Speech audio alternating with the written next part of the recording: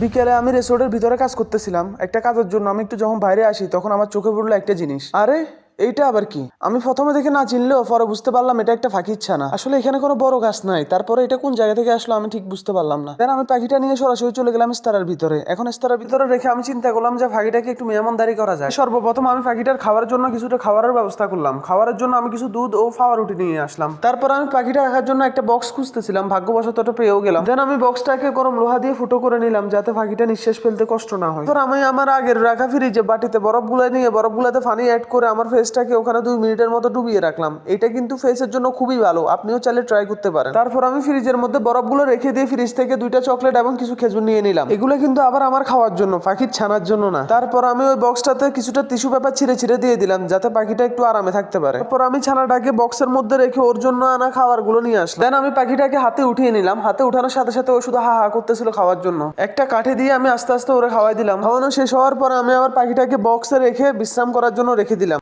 আমার ভিডিও যদি আপনাদের কাছে ভালো লাগে থাকে অবশ্যই চ্যানেলটা সাবস্ক্রাইব করবেন এবং পাখিটার আপডেট প্রতিদিন আমি দেওয়ার চেষ্টা করবো ইনশাআল্লাহ।